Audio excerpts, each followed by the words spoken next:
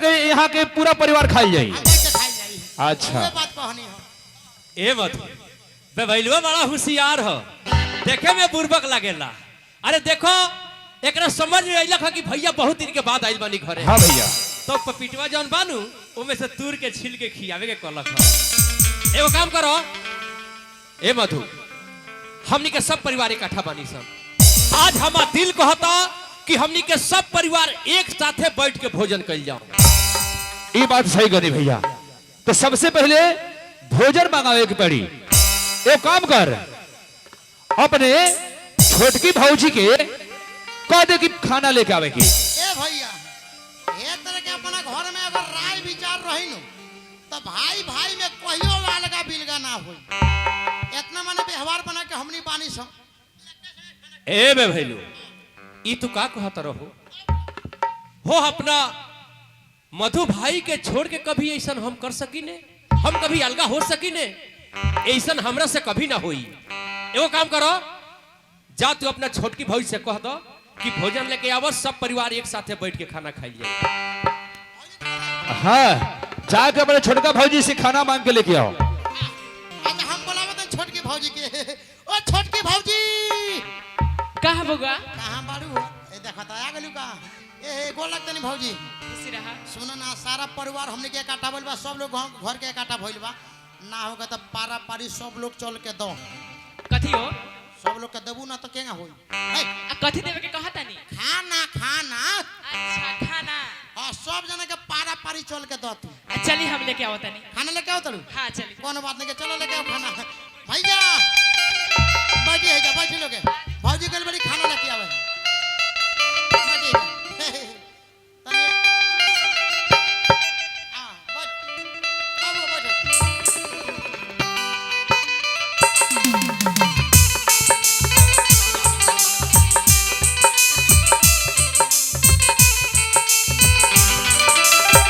देखा मधु, भोजन आगे आ गइल बा और भोजन खातिर हर इंसान हर कर्म करेला। भोजन करे से पहले आज हमारा दिल चाहता कि कुछ हमनी के गा बजा के भोजन कइल जाओ। एक मिनट हाथ वो तू धोला कि ना धोला? ए ये ना हाथ धोला पूछा खाना पर बैठल माना कि ना? का तोरा बुझाता नहीं कि हम हाथ धो के आइल बनी? हाथ धो के आइलो? हाथ ने धो के नहीं खाइल। कोनो बात नहीं के खाना खा जाई हमनी के ना। एक के सने सब जना एक के बार ढुकावल जा। कौन सी ढुकाइल जी रे? हाथ माने खाना में खाना में हाथ लगाइल जाई। एक के जगह माने ढुकावल जाई। अब माने हाथ लगावल जाई। हाथ लगावल जाई। हां ठीक बा। हां ठीक बा। पहले पूजा हो जाए दी है। बड़ा तू बीच में लबर लबर कइले रहेले। पूजा भइले के बाद में खाना खाए के बा। ठीक बाटे कोनो बात नहीं। ली भैया होके पहले पूजा हो जा। समझो और समझाओ, थोड़ी में मौज मनाओ, दाल रोटी खाओ, प्रभु के गुण गाओ। दाल रोटी खाओ, प्रभु के गुण गाओ। समझो और समझाओ, थोड़ी में मौज मनाओ, दाल रोटी खाओ, प्रभु के गुण गाओ। दाल रोटी खाओ, प्रभु के गुण गाओ।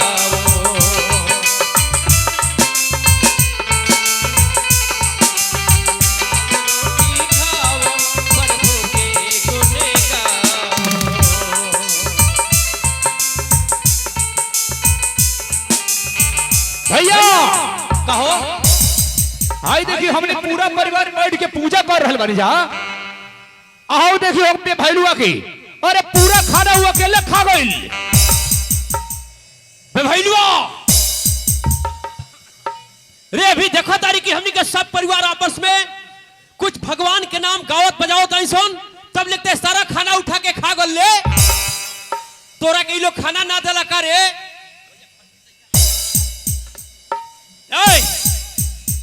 तो देखबू है हेलो पानी पानी चिल्ला रहल बा पानी। रे तोरा के लोग खाए के देला कि ना? पहले पानी पियाई ना, ओकरा अटकल बा।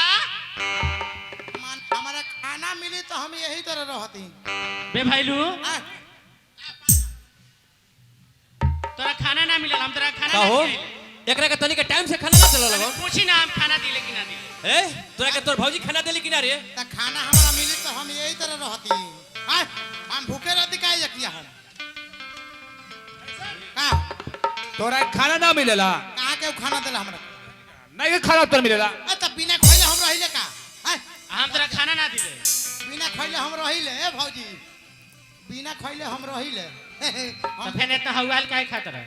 ज्यादा भूख लागे लगा खा लो। आज के बाद ऐसा गलती कभी कर देली हां तो अपना बारे में सोच ली ना करम हां हाथ धोए के पानी मार एकरा के पानी लिया के दे दो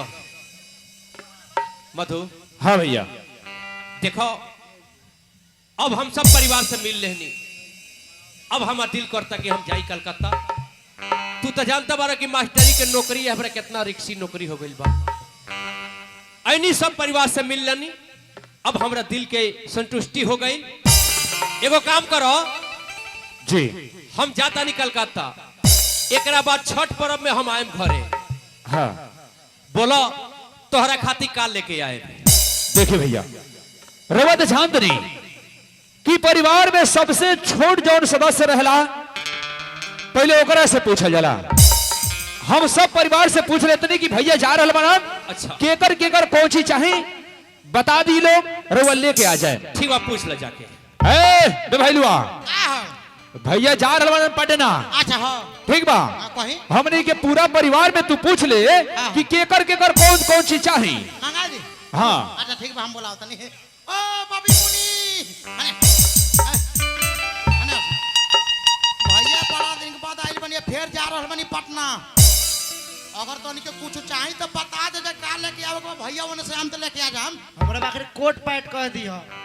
कोट पैंट पहन ले मने एबर से कोट पैंट पहन तू हां तोरा कथि चाही रे बता तू हमरा जीन्स पैंट टी शर्ट ओ जीन्स पैंट और टी शर्ट सब चाही तो ए एकनी के कोट पैंट और जीन्स पैंट और टी शर्ट एकरा चाही हां हां एक ए एकरा को मने कहले जीन्स पैंट मांगा दिया और वो ना सुने पहले लोग कहत रहे कि तनी सा जीन्स ढीला करो जीन्स में ए रुकी ना ए बम बम बम कर और रखी ना ओकरा के काले बुखार के दवा उठा ले तनी मार रे छोटा जब वो कह दिया कि जींस पैंट टी शर्ट चाहिए तो ओकरा के ना सकले समझाए ना सकले तू अरे सुन जाके कह दे कि बबी तोरा खतना लहंगा चोली आई लहंगा चुनरी चाहिए हाँ चोली ना लहंगा चुनरी हाँ उहे जाके कह दी कोनो बात नहीं के ओ बबी मुनी तोरा खातिर जींस पैंट और टी शर्ट पहन ठीक नहीं है तारा खातिर मंगा दिले लहंगा चुनरी बढ़िया रही पहन के गांव में घूमिया भैया हाँ बबुआ कहला का बबिया कहला का कि वो कहला के कोट पैंट मांगा तो बबुआ अच्छा अब बबिया कहते कि लहंगा चुनरी हमरा चाहिए अच्छा हाँ बोले के मने दोनों जने के इच्छा हो गई है अब क्या करना से पूछल जा ए तू अरक चाहिए हाँ भैया बोला भैया अब की पैर रे पटना जाए तो देखी ना हमार हर खोले में और हर नाधे में टाइमे ना बुझाला अच्छा यही से रवा अब की पारी पटना से आए तो हमरा खतना एगो फर्स्ट क्लास घड़ी लेके आए आए हिंकरा घोड़ी के बीमारी धइले बा तो तेरा टाइम देखे के लूर आवेला टाइम देखे के लूर आएला टाइम देखे के लूर आवेला तो रे तो हमरा ना निखे लूर आएला तो कहत हमरा घोड़ी चाहिए अरे तो हम भौजी से ना पूछ लेब कि कितना टाइम हो रहल बा ओई पढ़ल लिखल होइले नहीं के घोड़ी बने के हइया गुथा गइल बा तू घोड़ी बनबो अरे हमारा फर्स्ट क्लास घड़ी चाहिए हां फर्स्ट क्लास घोड़ी चले हाँ कोनो बात नहीं के बोला हां भैया ए देखो बे भैलू अगर हमारा भाई मधु के अगर घड़ी पहने के मन बा तो हम इनके खातिर जरूर घड़ी लेके आए हाँ भैया एगो काम करो कहे का मतलब बा तोहरा मेहरारू से तो हम ना जाए पूछे तू जा तू अपना मेहरारू से पूछ के आव कि उनका का चाहिए जा भैया हो ओकरा से बोले में हमार बड़ा लाज लागल हो मेहर मौगा होइले होवनी बतावा अपना मेहरारू से के बोले में ला जाला हो और मेहर मौगवा कहता कि हम मौगी से बोले में ला जाइले ए भैया आई मेहर मौगा आदमी निंगरा से मत पूछो ए भैया हाँ रउआ पढ़ल लिखल बानी